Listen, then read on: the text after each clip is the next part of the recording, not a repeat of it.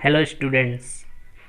तो इस वीडियो में हम फिर से चैप्टर 14 में माध्य सीखने वाले हैं, यानी मीन निकालने के लिए सीखने वाले हैं।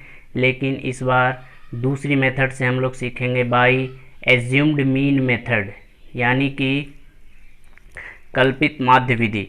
इसे हम कल्पित माध्य विधि के नाम से भी जानते हैं, कल्पित माध्य विधि। तो इस विधि से माध्य कैसे निकाला जाता है, इसे हम इस वीडियो में सीखने वाले हैं। तो मैंने फिर से वही क्वेश्चन एक्सरसाइज 14.1 का क्वेश्चन नंबर 2 लिया है। इससे पहली वाली वीडियो में मैंने इसी क्वेश्चन को प्रत्यक्ष विधि यानी डायरेक्ट मेथड से सॉल्व किया था। आप लोग अगर नहीं देखे हैं तो उस वीडियो को भी आप देख सकते हैं। तो चलिए स्टार्ट करते हैं। फिर से इसका माध्य निकालेंगे, मीन निकालेंगे, लेकिन इस बार हम एज्यूम्ड मीन मेथड से निकालेंगे। तो यहाँ पे मैंने पहले से ही सारा कुछ लिख के रखा है, टेबल भी बना लिया है, नहीं तो फिर वीडियो लंबी हो जाती है। तो चलिए हम इसे डिस्कस करते हैं। तो यहाँ तक आप लोगों ने देख ही लिया था कि हम क्लास मार्क कैसे निकालते हैं, वर्ग चिन्ह कैसे निकालते हैं, उसका मैंने फॉर्मूला नीचे लिख दिया है। और इससे पहले वाली वीडियो में मैंने इस फॉर्मूले को समझा भी दिया है। तो जब हम एज्यूम्ड मीन यानी कल्पित माध्य विधि में बनाते हैं तो इसमें एक नया वैल्यू हमें निकालनी पड़ती है, जो होती है डी। और डी निकालने के लिए डी का फॉर्मूला होता है, यहाँ पे मैंने नीचे लिख दिया है। डी इक्वल टू होता है एक्स आई माइनस ए। तो एक्स आई तो आपको पता ही है कि वर्ग चिन्ह के वैल्यू को हम लोग एक्स आई के नाम से जानते हैं। ये सभी वैल्यू एक्स आई हैं। और यहाँ पे एक नया वैल्यू आया है ए, इसे ही हम कल्पित माध्य कहते हैं। ए इक्वल टू जो होता है, ये होता है कल्पित माध्य। ए को हम कल्पित माध्य यानी एज्यूम्ड मीन से जानते हैं।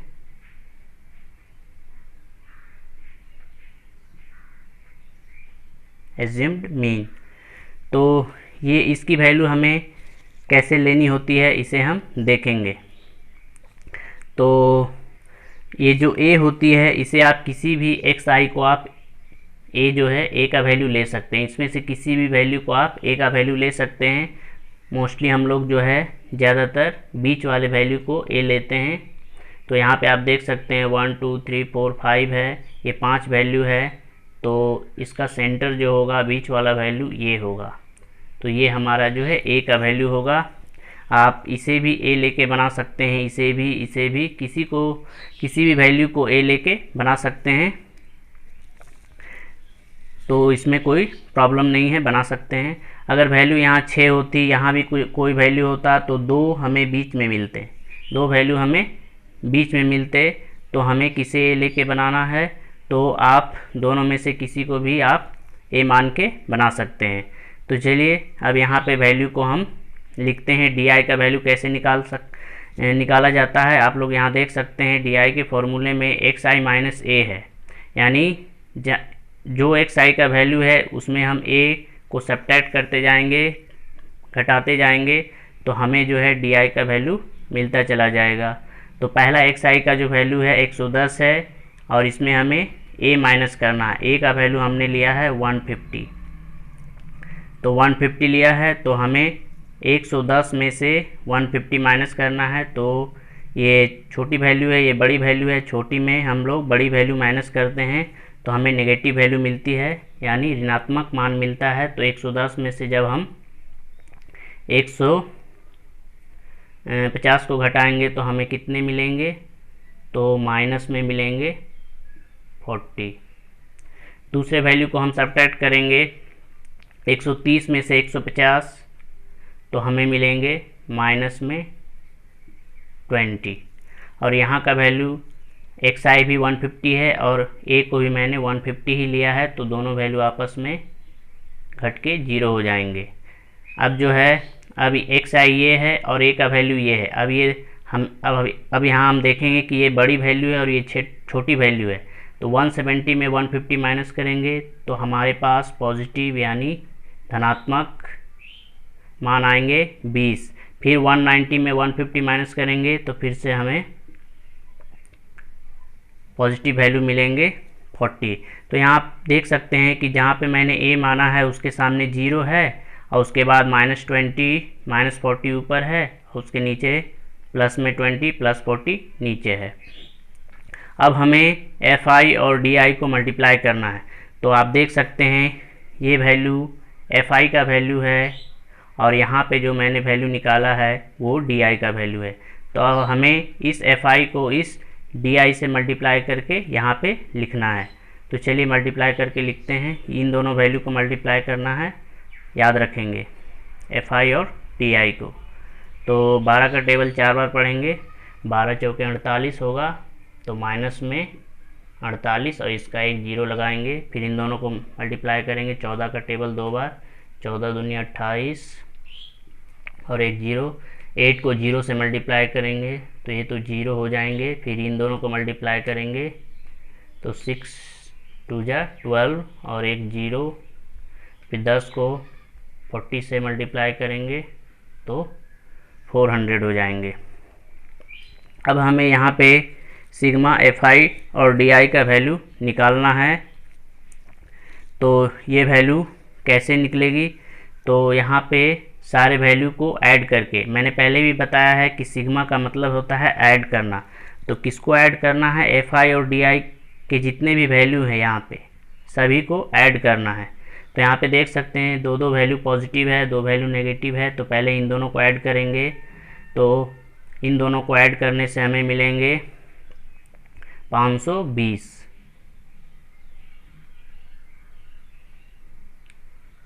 और पॉजिटिव वैल्यू है तो पॉजिटिव में मिलेंगे। चलिए इसे मैं थोड़ा और अच्छे से लिखता हूँ। ये वैल्यू है सिग्मा fi di का, तो पॉजिटिव वैल्यू को मैंने जोड़ा तो 520 हुए। अब नेगेटिव वैल्यू को जोड़ेंगे तो साइन भी नेगेटिव रहेगा। तो इन दोनों को ऐड करते हैं, 0 में 0 0, 8 8 16 के 6, हाथ में बचा 1, 4 2 6 और 1 7। और फिर जब मैं इन दोनों वैल्यू को सब्ट्रैक्ट करूँगा तो ये ग्रेटर नंबर है, बड़ा नंबर है, तो वैल्यू भी नेगेटिव में आएगी और घटा लेंगे तो बचेंगे कितने 240 नेगेटिव नंबर। 0 6 में 2 गया 4 और ये, तो ये जो -240 है ये हमारा जो है सिग्मा fi di का वैल्यू है। और जब हम fi के सारे वैल्यू को ऐड करेंगे तो ये हमारा सिग्मा fi होगा जो कि 50 है। अब चलिए हम फॉर्मूले की तरफ बढ़ते हैं कि एज्यूम्ड मीन मेथड से by assumed mean method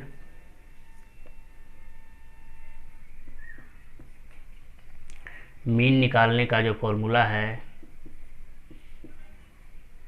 mean यानी माध्य कल्पित विधि से, वो है a plus sigma fi di divided by sigma fi। चलिए वैल्यू पुट करते हैं। a का वैल्यू आप देख सकते हैं, a का वैल्यू मैंने 150 लिया है, तो यहाँ पे हम a के जगह पे 150 लिखेंगे plus sigma fi di। Sigma fi di का वैल्यू मैंने यहाँ पे निकाला है, माइनस में 240 आया है, तो इसे हम ऊपर में लिखेंगे -240 डिवाइडेड बाई यहाँ पे सिग्मा fi का वैल्यू 50 आया है, तो इसे हम लिख लेंगे। अब हम सॉल्व करेंगे, इन दो वैल्यू 0 को कैंसिल करेंगे, उसके बाद 150 और ये दो साइन को मल्टीप्लाई करेंगे प्लस माइनस, तो हमें माइनस साइन मिलेंगे। और यहाँ पे हम 5 से 24 में डिवाइड करेंगे तो 5 चौके 20, बचेंगे 4, पॉइंट लेंगे तो 40 और फिर 5 का टेबल 8 बार में 5 8 जा 40। कट जाएंगे तो हमें इतना मिलेंगे। अब हम इन दोनों को सब्ट्रैक्ट करेंगे तो हमें इन वैल्यू को सब्ट्रैक्ट करना है, तो ये डेसिमल वैल्यू नहीं है तो इसे हम डेसिमल वैल्यू बना लेंगे और इसे इसके नीचे लिख के हम सब्ट्रैक्ट कर लेंगे। तो 10 में से 8 गया 2 और ये 9 में से 4 गया 5 और ये यहाँ पे 4 और ये 1। तो फाइनली हमारे पास आएंगे 145.2। और ये क्वेश्चन जो है वेजेस से रिलेटेड है, मजदूरी से रिलेटेड है, जो रुपीज़ में है, पैसे में है। तो पैसे में पॉइंट के बाद हम 2 डिजिट कर लेते हैं। तो यहाँ पे हम लिखेंगे, हमें निकालना था मीन डेली वेजेस। तो अगर हम इसे रुपया में लिखना है, रुपीज़ में, तो 145 रुपया और ये जो 2 है इसके बगल में 0 ऐड करके इसे पैसे बना लेंगे 20 पैसे। तो ये हमारा जो है दैनिक मजदूरी हमें निकालना था, माध्य दैनिक मजदूरी। तो ये हमारा निकल चुका है। आप देख सकते हैं कि पहली वाली वीडियो में भी दैनिक मजदूरी हमारी इतना ही आया था, यानी हम किसी भी मेथड से बनाएंगे आंसर हमारा सेम ही आने वाला है। तो उम्मीद है आप लोगों को ये मेथड भी अच्छे से समझ में आई होगी। मिलते हैं नेक्स्ट वीडियो में। अगर वीडियो पसंद आई हो तो इसे लाइक करें और हमारे चैनल को भी इसी तरह के वीडियोस देखने के लिए सब्सक्राइब करें। तो thanks for watching, thank you and take care.